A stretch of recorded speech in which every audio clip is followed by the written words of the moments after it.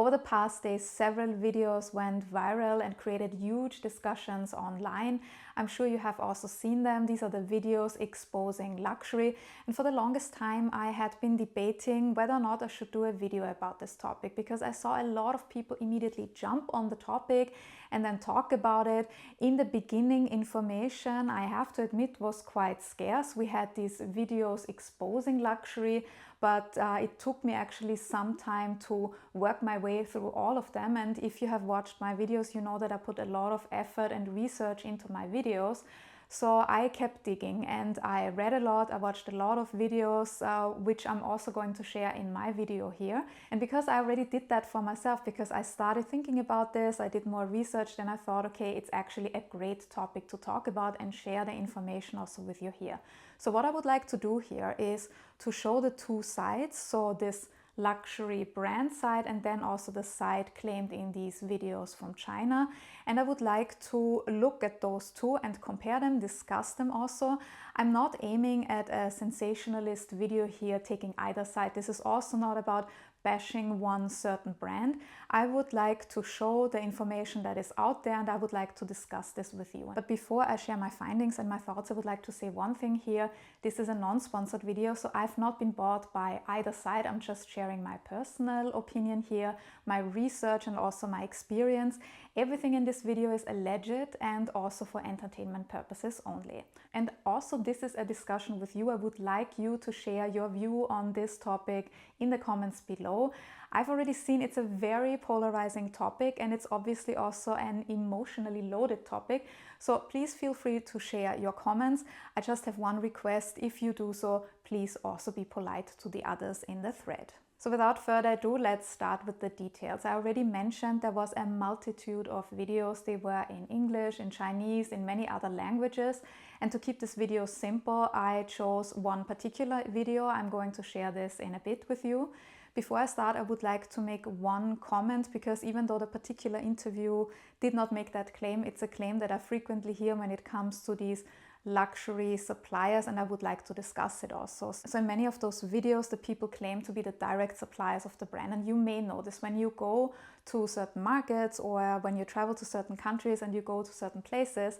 You're sometimes offered bags or other products and they say, oh, it's the same, it's from the same factory, I'm the direct supplier, we just do it at night and then we sell that product. So I personally, I'm first of all always very skeptical of this, for the reason, if they are really a direct supplier of the brand, would they really jeopardize this deal with the brand to sell a few bags on the side? And second of all, I'm also personally not interested in the big logos and also therefore fakes. But this particular claim also shows us something else. It shows us the force of the internet.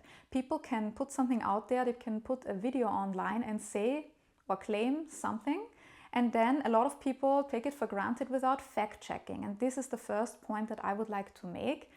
Always try to find the sources, always fact check, because I could say I'm the queen of so-and-so now. And just because I put it on Instagram or TikTok today does not make me the queen of so-and-so. And similarly, when we get these videos or when we see these videos, we also look at it. It may be true, it may also not be true. And now you're probably going to smile when I say this, but still it's important to put it out there, because a lot of people tend to forget not everything you see on social media is necessarily always true. So which video did I choose? I chose the most obvious one. It's probably the one most people have seen. It was shared a lot online and also broken down a lot by other content creators. It is this video of the person breaking down the alleged real cost of a Birkin bag, and it created a lot of outrage. He was sitting there and then he said, for example, this is Togo leather. Togo leather costs $450 US. The hardware is $150 US. He even broke it down to the thread, and then he arrives at an alleged real cost of production of $1,400 US. And then when he says this bag costs $30,000 US, you can imagine a lot of people got upset and said, like, how can this be?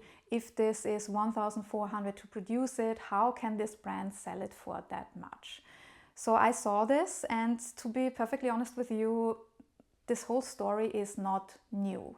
Why did this video or this series of videos by different people hit so hard, or why did it outrage so many people? It was actually something most people knew. There have been a lot of discussions in the fashion and luxury industry for decades, not even years, it's decades, because what is the problem?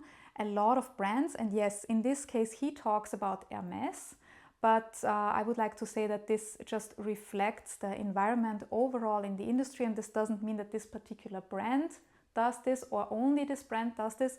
What it reflects is a situation in the industry which is due to globalization. A lot of big brands have outsourced their production to countries where it was simply cheaper than in their home countries. In their home countries, very often labor costs are very high due to taxes, social insurance, the education, all of this. And then it was just convenient to move production abroad. Shipping made it easy, the internet made it easier to produce globally. Of course, sometimes the reason is also that a company moves abroad or moves their production abroad to enter a certain market, or also to get special skills. But I would say what we hear in the news, or what is the majority, is this optimization of the supply chain to make use of a more favorable situation abroad. So this is the base problem. We all know about it. We heard the stories. Rana Plaza, even though it's more than 10 years ago, is still in the back of our minds when this catastrophe happened in Bangladesh. We heard about the alleged forced labor of ethnic minorities by companies like Nike, for example, in Xinjiang in China. There was also the scandal around Inditex, where workers allegedly put labels into the garments and said, "We are exploited." So these are just a few examples. And again, this is not about bashing these brands, these examples that I gave you. It just shows this overall climate in the fashion industry or luxury industry, what's going on. So none of this is really new. I think a lot of people already knew about this. We don't even have to travel abroad if we move away from Europe or America. There were also some examples about working conditions even in Italy, and they had the Made in Italy label. So as I said, I think it was something that we all knew about, and then you see those videos and it kind of confirms something that was already, let's say, maybe boiling underneath in our subconscious. And I can only share my personal experience. I've traveled around in India, I've visited different atelier studios, workshops, and then I saw where some of the brands produce, even though they don't disclose this in their supply chain, because they prefer not to say that they produce in India. So yes, it is a huge problem in the industry.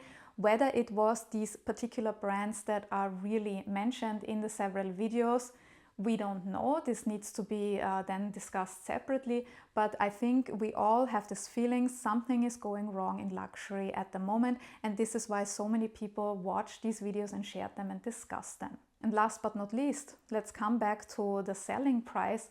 What happened over the past months or years? There were several big price increases at luxury companies, most famously at Chanel, but also at the others. So this was also in the back of people's minds. They see the selling price, then they look at this alleged cost of production, and then they're thinking, are these brands just making fun of me? So I think it really hit a point.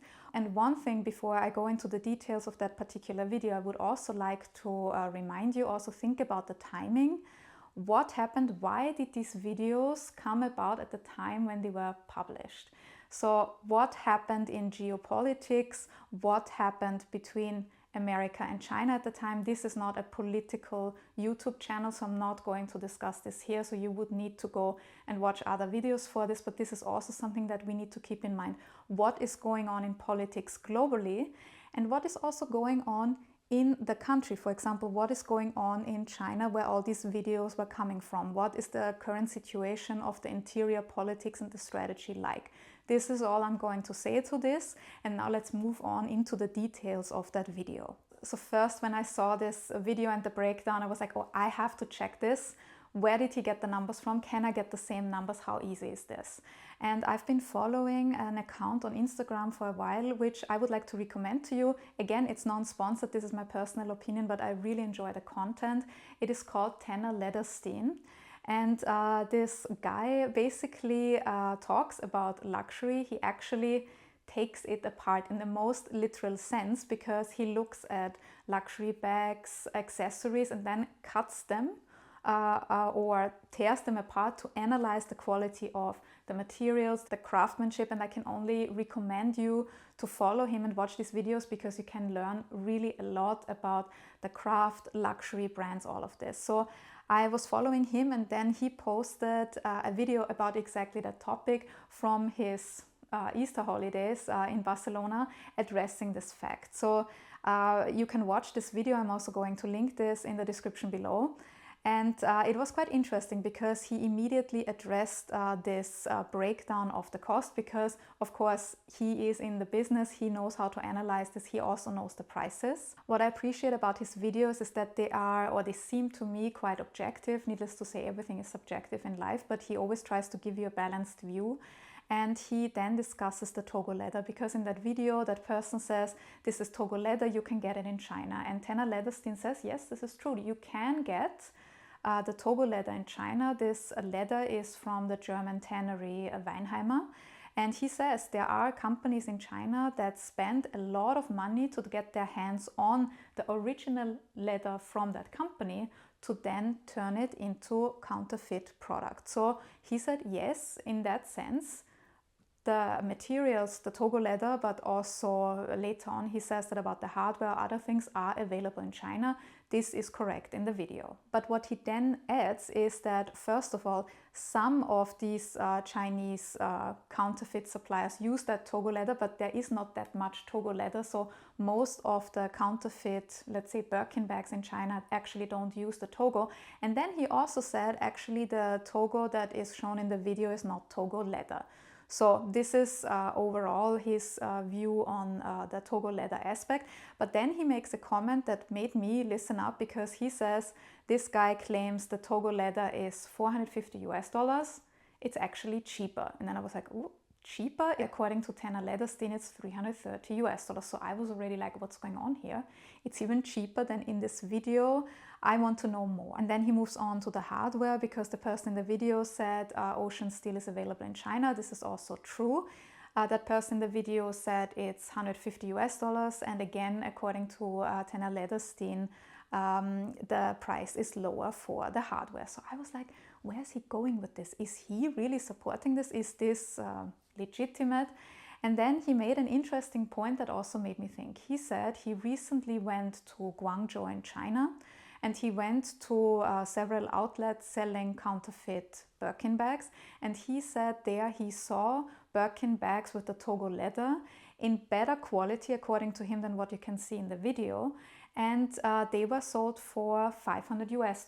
And this guy sells them for $1,400 US. So according to Tenner Leatherstein, this guy may tell you that and put a markup on it to sell his counterfeit product to you as a margin. So this is his assumption, and I found this argument quite interesting. And then his other point was then also, if you expose somebody, then please be accurate, because then you yourself are also not credible. And I can only emphasize this also. I also find it, if the information that they give then in the video is incorrect, I then look at that video and think like, okay, they just made up these numbers, can I believe them or not? So this is also a really good point that he made in this video. One thing that I found really interesting, because on the one hand he says the craftspeople, the artisans in China, they are so talented, they can do all of this. In general, first of all, it's overly simplified.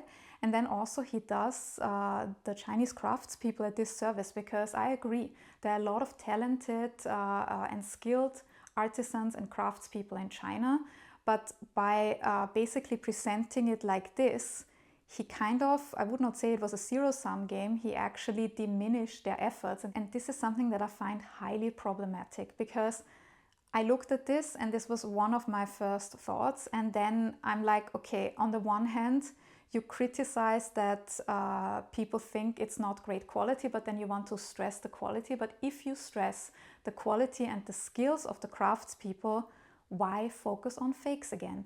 This is something that China has been famous for. Some people say it's the fake capital of the world. And then you say the artisans are skilled and talented, so why don't you do this? Why don't you employ those skilled and talented artisans and make nice bags that are not fakes? Why don't you promote then a young designer from China or a luxury brand from China? This was just something that came to my mind. It also makes me a bit angry because I also think like the people deserve more than just always be called that they are just faking all the other products. And exactly if you make that point about artisans, I think they deserve more credit. And now your argument might be, oh, but people only want to buy made in France, made in Italy. Yes, this is something that's in the mind of a lot of people, and this is difficult to change. But if we then just feed that narrative and say, oh, they are so talented, but they only produce fakes, this is just reinforced. And I think he actually does a disservice to all the craftsmen and artisans in the country, or the industry overall in the country. So from my perspective, I just have to say, like, I bought from Chinese brands, from Chinese designers. There are so many talented people out there. You don't always need to focus on the fake products. And I have been thinking about making a video about Chinese luxury brands and designers. So if you're interested in that, please let me know in the comments below, and then I will prepare another video. And coming back to the labor costs, I also want to take it from China back to where he accuses the brand. So even when we look at Hermes, Hermes is a French brand. So when we look at the cost of production, it's not only the material cost, as I said, but also, for example, the labor cost. There are also other factors, which I will discuss a bit later.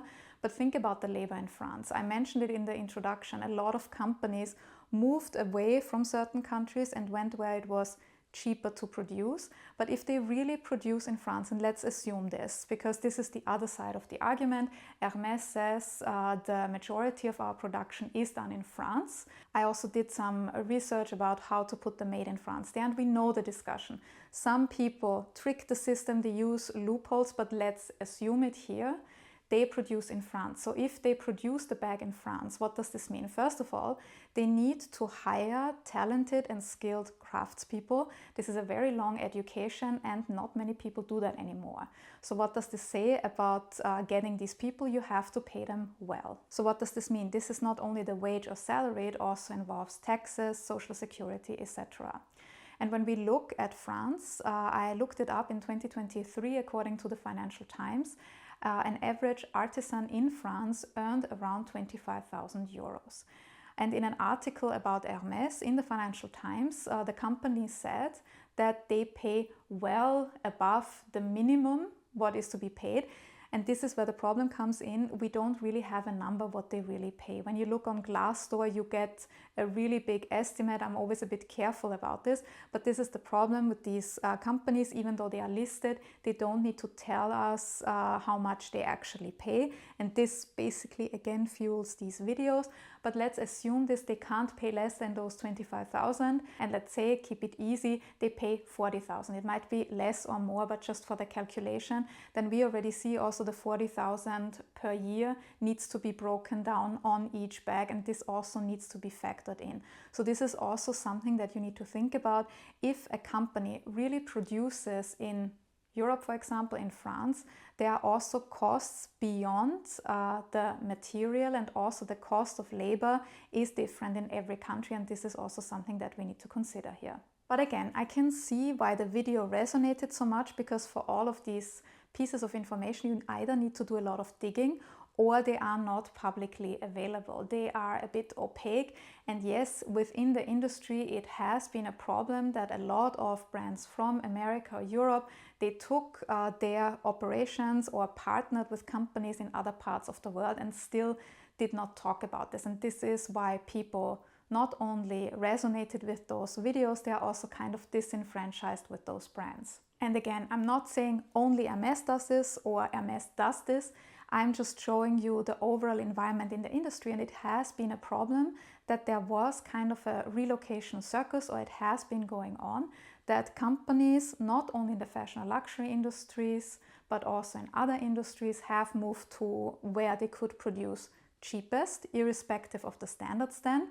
And this has been going on for a very long time.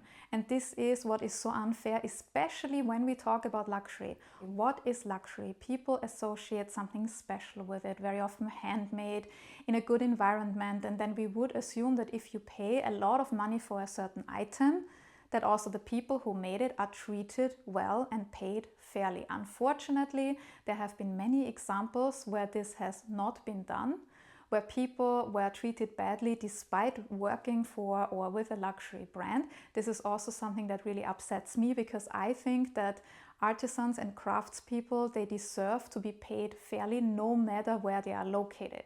And they also deserve credit for their work, because the sad thing is that these artisans are very often in the shadow of the big brands. When I watched the video, another point that really bothered me was this attitude towards copyright. And also Tanner Lederstein made a point about this, but also other content creators I follow. For example, Derek Guy, you can follow him on X or Twitter, however you want to name it. He is a writer and editor in fashion, and he had a really interesting thread about this topic too. And everybody comes back to the same point, that it kind of shows, and I'm quoting here Tanner Lederstein, the moral looseness on copyright of certain countries, especially China. Because what does this video show? It says, this is the bag and I can make it cheaper for you. But what does this mean? And yes, we are talking here about a superficial or a simple product. It's a bag. Then we can say, oh, the copyright, this bag is already so many years old. It was made in the 80s. It's not technology. But then I give you an example from technology, from machine building, for example, where I have work experience. So when you build machines, it takes years not only to build them, but also to develop them, which means a lot of research and development, R&D costs. So this is capital investment, this is time investment. You need great people to come up with these products. And I'm talking here about products like motors, MRIs. So there's years in the making of a product until it's launched, and then it's on the market, and then somebody else just takes it and says like, oh, this is easy to make and I can make it cheaper. Well, yeah, of course it's cheaper. They didn't have the expenses before, they didn't have the innovation.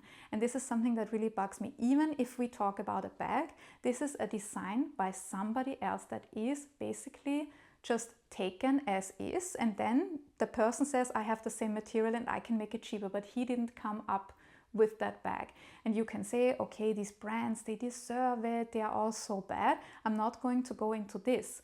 But for me, it then shows it's actually, in the worst case, not worth being innovative anymore. Because if I'm being punished, I put so much time and effort and money into developing something new, and then it's copied, I just stop. And this then means either we all end up with only bad products, or also that these companies stop producing, and then for us as customers it also means that we don't get the best products anymore, because we also need innovation and competition to get the best products. And yes, if you look at technology, it's maybe more obvious, more visible, but to a certain degree I also think this applies to fashion and luxury goods.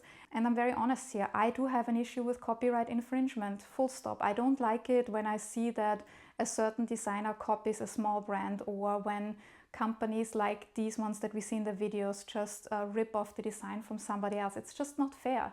And it's also not fair to the people working in these shops producing them. I think it would be better in an ideal world, I know, maybe too idealistic, if we all showed a bit more innovation and competition to make the best and most beautiful products in the sense when we talk about luxury. And for me especially, if you expose a certain brand and call it bad, this brand is bad and this is why they don't deserve that you pay so much money. First of all, I come back to the point, be accurate, but then also don't justify counterfeit products, because then if we apply those standards to the big brands and say they are not doing things right, why would I then go to a counterfeit producer? Then I would need to say, I don't buy that brand at all, full stop, also not as a fake, and also from the non-counterfeit perspective, no matter the legal or moral perspective here, also from a personal one. If I don't like a certain brand, even if I then carry around a fake, I would kind of feed the narrative that this bag or brand is something aspirational, that's something we should have. This just contributes to that whole thing. So in my opinion, it does not really make sense. I'm not judging anyone if they want to buy fake products. I also did another video about super fakes. One thing that I would like to point out is that there are already a lot of regulations in many countries about bringing fake products in also as a private person. And also in general, if you want to learn more about counterfeit products and also learn more about what is real, what is fake, there's a really great account on Instagram. Her name is May Berthelot and she is French. Most of her videos are in French, but there's also the translation option, and you can learn a lot from her when it comes to counterfeit products, but also how to judge products if they are real or fake.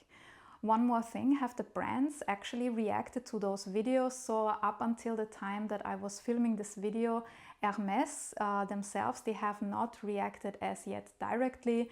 They always have more, how can I say, generic answers to these issues on their websites, where they stress that they have the majority of their production in France, that they also have the Made in France logo in their products. Also, they frequently publish videos about their artisans, but to this particular case, they haven't said anything as yet. So they may, because at the end of April there's a shareholders meeting, so maybe somebody asks the question or they address it proactively. Just from the PR perspective, because I mentioned this in the video that I did about Van Cleef & Arpels recently, they might not react at all. They might not want to give credit to these videos either. This may be a PR strategy. Again, we can argue if this is the best strategy or not. And I would like to make one point here, and this is about us, the consumer. Let's be perfectly honest. Nothing in these videos was new. Most of it we know, but maybe, because I always try to see the positive in things, maybe we needed to see it again. Maybe we needed to have the discussion again about luxury products or fashion products in general. And that also brings me to another point. We know about things and we also have a voice. Nobody forces us to pay for these products. If there's outrage that a company dares to sell a bag for the price of a car or multiple cars, does it really matter? Because I can decide I don't support this, I don't play this game, I just don't go there and don't buy it. But I think if there is a buyer, there will always be a seller, or the other way around. There will also be people who buy the fakes for a lot of money. In my opinion, this is nothing for me, because when I look at the fakes, I actually thought about this when he did the breakdown of his cost for $1,400. Let's be honest, $1,400 for a bag still is a lot of money. 30,000 is a different level, but 1,400 US dollars is a lot of money. Do I really want to spend this firstly on one bag? Do I want to spend this with these people?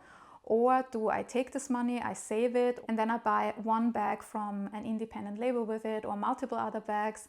So basically the choice is mine.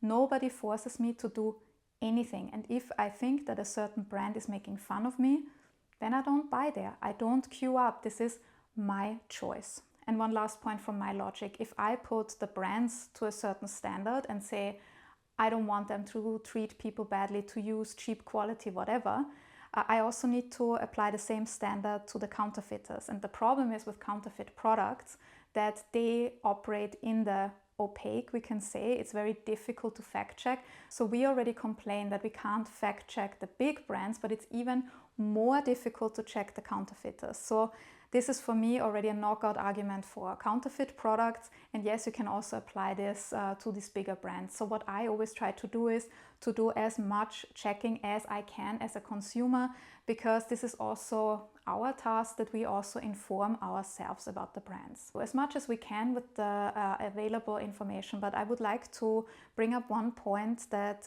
Derek Guy made in his thread. He said that a lot of people equal a logo with quality, so they use it as a proxy. And I think maybe this is something that also needs to change in the mind of many people, that yes, it can be a sign for quality, but it doesn't have to anymore. And also, if something doesn't have a logo, it doesn't mean that it's not good quality. Maybe go there, check out the product, read up on the brand. Maybe this is also something that needs to change in the consumer's mind. And I would like to come back to that argument of the very high price, which implies a very high markup. Of course, I'm a realist. I know that brands like Hermes, Chanel, whoever, the big ones, they charge high markups. This is the game. Why can they do this? Because their brands have built up trust over not only years, over decades. Some of these companies have been around for longer than 150 years. So some people are willing to pay a markup, and they know the material cost might be low. Even if we add onto that the labor cost or costs for, let's say, marketing or real estate, if you want to, there will still be a relatively big chunk where the company makes a profit on. But a lot of people are fine with that. As I said in my previous video about Van Cleef & Arpels, if you don't want to do this, nobody forces us to do this. So if you say, I don't want to support them, I very often say, I don't want to run around like a walking billboard with a logo, or if I buy this bag, I indirectly also fund their marketing of selling me that bag. So this is my personal choice, and everybody has this choice. I also do think that the regulations, for example, in Europe might help with this whole supply chain issue, because you may know last year there has been some new regulation about the transparency alongside the supply chain, because for a very long time brands just had kind of the excuse to say we work with a third party in this and that country and we have no control of what they're doing. So slowly this will change. I know this is a very slow process, but at least it's going into one direction. There's one question left that needs to be answered, and it's a valid question that a lot of people have. They will say, if you really only produce in, let's say, France, why don't you show it? Why don't you show us some transparency where you actually produce? If we see it from the idealistic perspective in market or economy terms, we could say, okay, they don't give us a list of their suppliers because they want to protect themselves against competition, counterfeit products, yada, yada, yada. So this would be a valid point, but I think we have moved beyond that. I actually think that for a very long time, a lot of brands have benefited from this kind of opaque state of operation. And there's actually one index which is very interesting to look at. It's the Transparency Index by Fashion Revolution. You can look it up online, and what they do is basically they give you an overview about the information which is publicly available by brands, because their philosophy is the more information the brands share, the less they have to hide. And I would like to give you some food for thought with some numbers. When you look into the results from 2023, in the luxury space, there's Gucci with 80% on that index.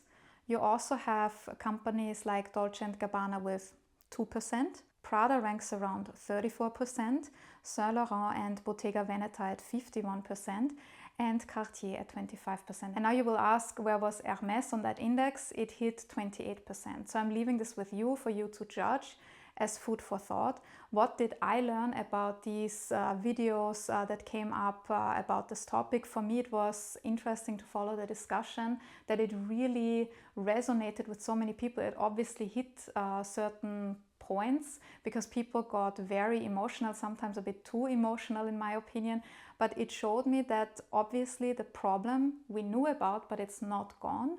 We need the discussion, we need to take it further. We as consumers need to ask more questions, or we simply need to make certain decisions with our purchases. And I have one last funny thing about these videos. Derek Guy posted a few days ago another video by that same person who posted about the Birkin bag, and he then in that video basically sold himself as an expert for Volkswagen cars. So this is also something that I'm going to leave with you, for you to judge, for you to think about. And also I would really like to know, as I said in the introduction, what is your view on this very polarizing topic? Let me know in the comments below. And also, if you learned something today, if you enjoyed this video, please don't forget to subscribe and like this video. And if you prefer to read about fashion, you can also head over to my website, thepinklookbook.com, and you can check out my fashion label Pelagona. And if you enjoyed this video, you may find it interesting to learn more about counterfeits and super fakes in my other video. Thank you very much for joining me in this video, and see you in the next one.